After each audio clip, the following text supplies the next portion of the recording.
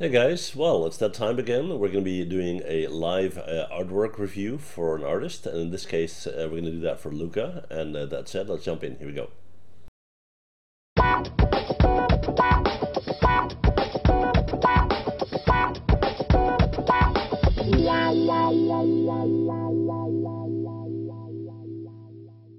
This video has been made possible by Leidschendam, the creators of Keyshot. Alright everybody, well it's time to do another portfolio review, and today we're going to be reviewing Luka's portfolio on ArtStation. Luka is a member of my Hangout group on Facebook, so hey buddy, how are you doing? And I'll put a link below for those of you who want to become a member of that group, right? I think we're pushing 3,000 artists so far, so it's kind of fun.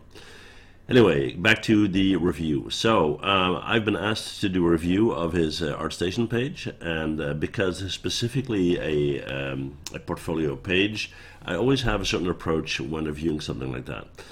So, first of all, what's the story? Now, what do I mean by that? I tend to go to the About section first to get an impression of, okay, why is Luka, in this case, posting his portfolio online?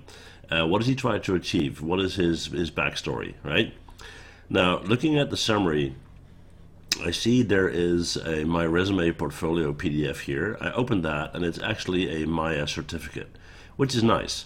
But what I would kind of like to see here in the summary is a little bit about yourself, you know, what your age is, how long you've been in 3D, what your goals are, what you've done so far, what you're looking to do in the future, that kind of stuff, right? Now here, hiring info, it's kind of limited, you know, you want contract stuff, freelance stuff, and so forth, but it's, you know, more like bullets instead of a personal story. Now the listing of software is great, of course. Marmoset Toolbag, Photoshop, Arnold, good. So nothing wrong with that. And let's see, we're going to go towards the portfolio. Now, looking at the one on the left, and we'll just start there. I reviewed this up front, of course, so I read everything here. I kind of know what's there. First of all, good job on doing multiple images here in the portfolio. That's always a good thing. And here's the concept piece, looks like. The thing is, this seems to be an existing character, and it's a character from your youth. Apparently it's called XLR8. Again, nothing wrong with that, but if whenever possible, try to use an original piece on your portfolio. That will tell anybody who is out looking to hire someone, you know, a little bit about how creative you are and so forth. Now, for the model itself, you chose to use one pose from different angles, but it would be kind of nice to see the you know, the setup here in different poses, right? Because now it's basically kind of a freeze frame turntable, and that would give a little bit more sense to what it looks like. All right. Now, then the model itself, from a muscle point of view, great job. Two little comments there. I've been looking at the concept piece, and I've been looking at the ankles here on the character. Now, although in the concept piece they are quite thin, as you can see here, they're not as thin as right there. Now, that would kind of come across as kind of a weak point in the character from an impact point of view for running and jumping and whatnot. So it's kind of something that I noticed. And then one more thing on this guy, looking at the tail and how that is set up on the character here, right? And I'll show you from, let's see, from this angle right here. Now, by lack of having a better way of explaining this, it kind of looks like the tail is coming out of his butt, right? Now, looking at the concept piece, what you see is that his backbone is extended into the tail, right? And at some point, this tail had a function, and with animals that have tails like this, they have a function for stability, for, you know, even as a weapon sometimes, right?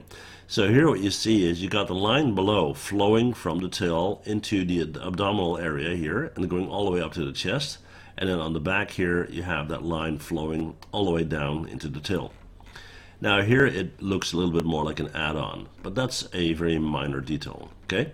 Now overall, I think it's a very nice piece. Like I said, it would be nice if it was a complete original one, but nevertheless, good job. Let's look at the next one. So this piece right here, to my understanding, is something that you did completely in Photoshop. Now, is it a good skill to have Photoshop? Of course, but based on what you're saying in your About section, you are looking to be hired as a 3D artist. Now, this doesn't really tie into that, because looking at the software you use here, it's exclusively Photoshop. Seems like, anyway, right? Now, I personally wouldn't add that. A general comment on portfolios is you only add your very best work, and although this is good, it is not in line with what you're going for. So I would kind of aim on 3D work, okay? All right, so what else? Okay, so this assault vehicle offensive tank is what you call it, sci-fi offensive tank. Looks like kind of an urban assault vehicle. Again, I see that this is based on a concept made by somebody else, and it's great you mentioned that person. Awesome, very professional. Thing is, once again, here it would be nice if you had something completely original designed by yourself and the concept work done by yourself as well. Now, if that's not something you do, that's fine, but if you do concept work at all, try to add some of that to the portfolio, all right? Okay, so what else on the model? Again, multiple images, which is good. Not a lot, 3 so far. What would be nice here would, for example, be an ambient occlusion pass, or maybe a normal map overview, or something like that, right? All in all, I think the model looks very nice. Nice details, some scratches and dents going on. I don't know the backstory of the concept piece, so I can't comment on that. I think the wheels, the texture on the wheels look a little bit more plastic than rubber. I don't know if that's intentional, but it looks a little bit, I don't know, off, if I can use that word. And then as far as the hubs on the wheels here, although this is sci-fi, I assume there's supposed to be some way to be able to swap out the tires if needed, right? Now, of course, you can have some kind of technology where you never have a flat tire and whatnot. The thing that makes sci-fi believable, in my personal opinion, is recognition. So whenever we're looking at a sci-fi piece or a sci-fi movie, you see things that kind of look like things we know in current day, and that kind of sells the piece a little bit. So even if you had some bolts here that don't look similar to existing bolts, somewhat different, you still have the suggestion that's the way to get them off there, right?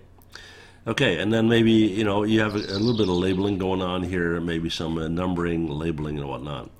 Whenever you have a piece like this, this is typically not a one-off. If this is actually a tank, you would have a whole series of these tanks, right?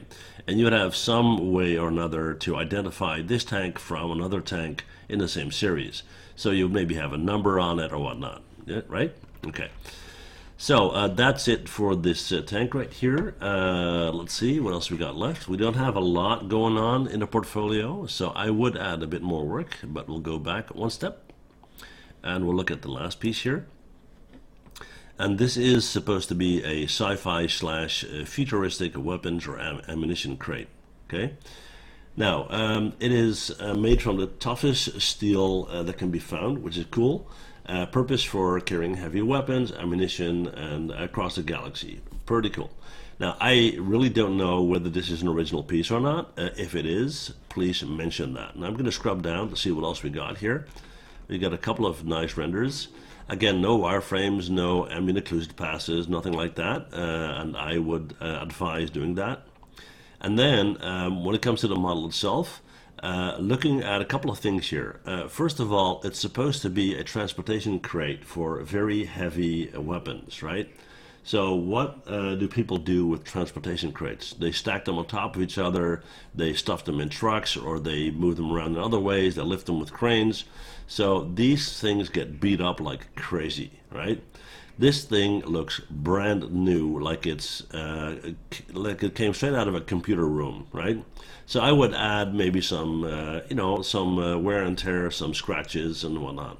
Now, don't overdo it, because that's what people tend to do. They cover it in rust and dents, but a little bit to sell it would make sense. Now, another thing is, I see some D-rings here, 1, 2, 3, and 4, and I assume that these are D-rings that will allow people to pick up or move the crate, right? Because it's supposed to be for heavy stuff. Well, you can't get forklifts. You can't get a forklift under it because there's no room for that. So you would probably hook it up on cables on a crane or whatever. And based on the description of the crate and based on the D-rings here, they are way too small and way too flimsy, right? If they are not D-rings, then I didn't say anything, but that's what it looks like, so that's what I'm commenting on, okay? Right, let's see what else. Yeah, like I said, nice shots, nice clean renders, looks good. I'm just trying to see if there's anything else I can find here. No, that's pretty much it. So in general, a very, very nice job on the work. I would certainly consider taking out the Photoshop piece and adding some other elements, like more pieces, but also kind of sell the story of, okay, what is your workflow? What software do you use? In what order? Show some maps and whatnot, okay? So hopefully, Luka, you're okay with my comments, and if not, I'll see you in group and you can beat me up about it, all right? Well, thank you all so much for watching. If you have a portfolio that you want reviewed online, send an email to mikehermes@mhtutorials.com, all right? Thank you. Bye.